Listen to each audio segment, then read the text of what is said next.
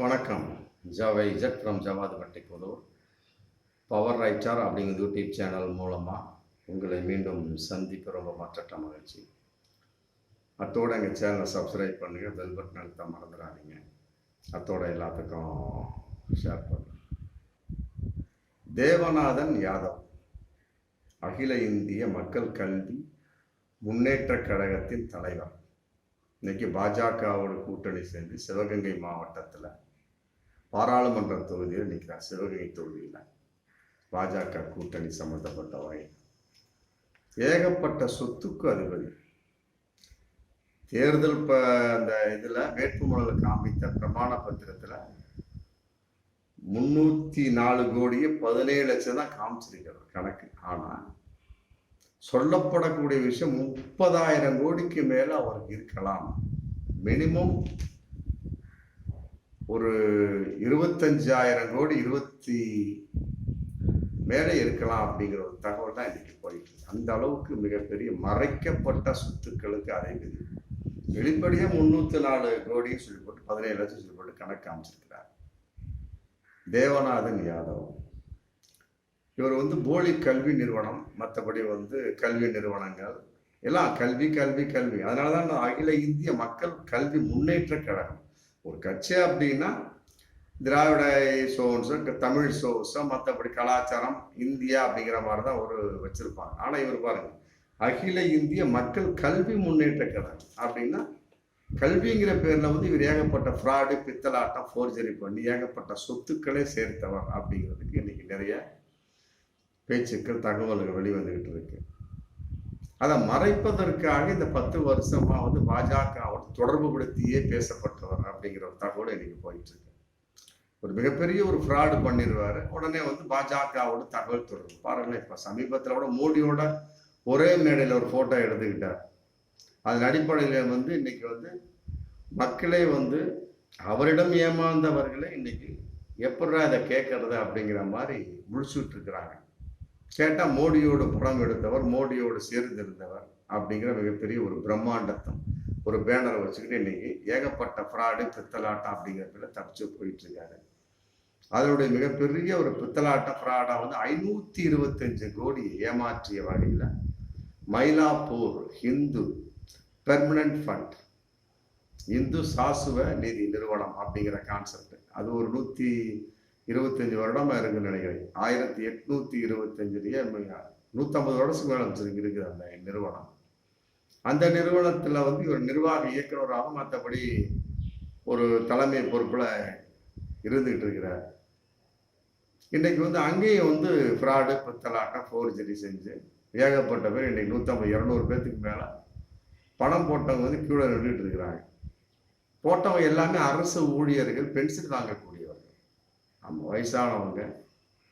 வெளிநாட்டில் மகன் இருக்கிறாரு அவங்க அனுப்புவாங்க. அந்த பணத்தெல்லாம் போட்டு என்னன்னு கேட்டால் பேங்க்ல போட்டோம்னா 7%, 6% இது மாதிரி தான், 7.5% அதுக்கு மேலே வராது. இவங்க 10%, 11% வட்டி தர்றாங்க அப்படிங்கிற கான்செப்ட்ல போடப்பட்டு இன்னைக்கு மிகப்பெரிய ஒரு ஃபோர்ஜரி, பித்தலாட்டம், மக்கள் கியூவா நின்றுட்டு இருக்கிறாங்க. மொத்தம் சென்னையில் மொத்தம் 5 கிளை இருக்கு.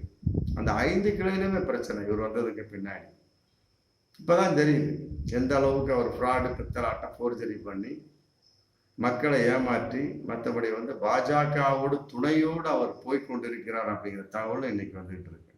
சிவகங்கை மாவட்டத்துக்கு பாராளுமன்ற தொகுதியோட வேட்பாளர்கள் இன்னைக்கு அந்த சிவகங்கை மாவட்டம் பண மழையில் அப்படி நினைஞ்சிட்டு இருக்குதான். பண மழை நினைஞ்சிட்டு இருக்கு. காரணம் என்ன? தேவநாதன் யாதவ் தான். ஃபுல்லா பாஜக எல்லாமே அவரை சுற்றியே ரவுண்ட் அடிச்சுக்கிட்டே இருக்கிறாங்க. ஆமாம், ஒரு பூத்துக்கு 20,000. ஆமாம், அப்புறம் நகர தலைவருக்கு 1 லட்ச ரூபா. ஆமாம், தேர்தல் முடிகிற வரைக்கும். அது ஒன்றிய தலைவர்னா 2 லட்சமா, மாநில தலைவருக்கு 25 லட்சமா. ஆமாம், அப்புறம் ஆராய்ச்சி எடுத்தாங்கன்னா 100 ரூபா போடுறது ரெடியாக வச்சுக்கணும். எல்லாம் சொல்லி வச்சிருக்கிறாங்க. பாருங்க, இப்படிலாம் காசை புடுங்கக்கூடிய ஒரு கூட்டமாக இன்னைக்கு பாஜக மாறிவிட்டது.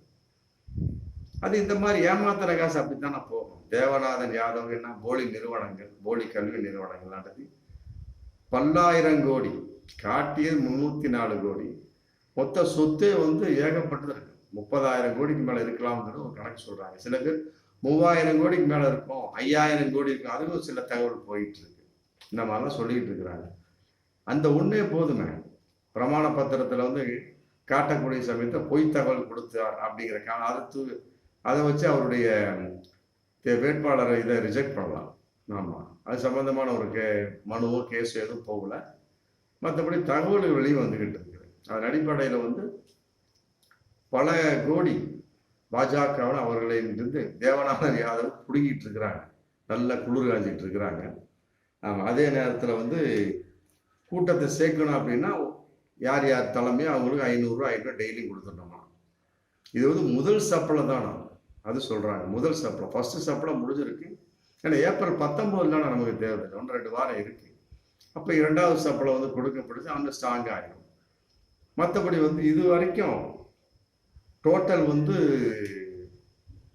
ஆமாம் ஒரு 300 கோடிக்கு மேலே அவர் செலவு பண்ணியிருக்கலாம் அப்படிங்கிற கான்செப்ட் இன்னைக்கு தகவலாக போயிட்டு இருக்கு. அதையெல்லாம் விட ஒரு நாளைக்கு 2 கோடி ரூபா, நம்ம ஒரு நாளைக்கு 2 கோடி ரூபா செலவு பண்ணுறாங்க பாருங்க. இது வரைக்கும் செலவு பண்ணது இல்லாமல் ஒரு நாளைக்கு 2 கோடி ரூபா செலவு பண்ணுறாங்க. அது எந்த பக்கத்து தொகுதிகளுக்கும் வந்து இவர் தான் காசு கொடுக்கணுமா, 75 கோடி ஒரு நாளைக்கு கொடுக்கணுமா பாருங்க. மதுரை மற்ற சோர்ஸ் இருக்கக்கூடிய பாஜக அனைத்து தொகுதிகளுக்கும் இவர் தான் கொடுக்கணுமா. அப்படி கொடுக்குறமா இருந்தால் உங்களுக்கு சிவகங்கை தொகுதி தரப்படும் அப்படின்னு ஒரு புள்ளி வச்சிருக்காங்க பாருங்க. பாஜகவினர் எப்படியெல்லாம் ஒரு ஜகஜால வித்தை, மோசடித்தனம், ஒரு இளிச்சவாயை மாட்டிக்கிட்டான் இன்னைக்கு தேவநாதன் யாதவ் அப்படிங்கிற ஒரு இளிச்சவாயின்னு சொல்ல முடியாது. அந்த நபர் யார் யாருக்கு எப்படியெல்லாம் மோசடி செய்தார்களோ அப்படிங்கிற கேள்வி இருக்குல்ல. போலி நிறுவனம் நிறைய பண்ணி மக்கள்கிட்ட கல்விங்கிற பேர்ல மோசடி பண்ணி இன்னைக்கு வந்து பாஜகவினருக்கு தாரவாத்திட்டு இருக்கிறார். அவர் தன்னுடைய சொத்தவே காலியாயிரும், அவ்வளவுதான். சிவகங்கையில் அந்த தேர்தலை முடிஞ்சு வர்றப்ப அவர் ஒன்லி ஒரு அன்றாயரோட இருப்பார், இல்லையா உள்ள சட்டி மட்டும் இருக்கும். அதான் வந்து கன்ஃபார்மா நம்ம பார்க்கக்கூடிய ஒரு சூழல். அந்த அளவுக்கு பக்கத்து தொகுதியும் பார்க்கணுமா பாருங்க. எப்படிலாம் ஒரு கண்டிஷன் போட்டிருக்காங்க பாருங்க தலைமையில் பாஜக. பக்கத்து தொகுதியை பார்க்கணும், ஒரு தொகுதிக்கு வந்து 75 கோடி தரணும். 75 கோடி தந்து பக்கத்து தொகுதியும் பார்த்துக்கணும். அப்பதான் அவங்களுக்கு சிவகங்கை தொகுதியை நாங்கள் தருவோம் அப்படின்னு ஒரு பிட்டை போட்டு பாருங்க. இல்லை, இந்த அளவுக்கு மோசடித்தனமான ஒரு நபருக்கு அண்ணாமலை எவ்வாறு அந்த தேர்தல் பத்திரத்தில் கையெழுத்திட்டார் அப்படிங்கிற கேள்வி இன்னைக்கு போயிட்டு இருக்கு. அப்ப அண்ணாமலை உடன்பாடா? நிர்மலா சீதாராமனுக்கு தெரியாதா? நிதியமைச்சராச்சு அவர் இதை பத்தி பேசவே இல்லையா? மிக்ஜாம் புயலுக்கு இது திருவிளையாடல் வசனம் மாதிரி பேசினாரு. ஒப்பம் விட்டு சொத்தா அப்படி. இது யார் விட்டு சொத்துன்னு தெரியலையா? அண்ணாமலைக்கு பங்கு இருக்கா, யார் யாருக்கு தொடர்பு இருக்கு அப்படிங்கிறது போலீஸார் விசாரிக்கணும். ஏன்னா அங்கே மயிலாப்பூர் அந்த இதில் வந்து ஒரு அமௌண்ட் போயிட்டு இருக்கு. ஆமாம், மக்கள் வந்து பாவம் போட்டதெல்லாம் வந்து ஏமாந்து வாசல் நின்றுட்டு இருக்கிறாங்க. அதையெல்லாம் தூக்கி இவர் வந்து சிவகங்கை மாவட்டத்தில் அப்படியே ஜல்சா பண்ணிட்டு இருக்கிறாங்க.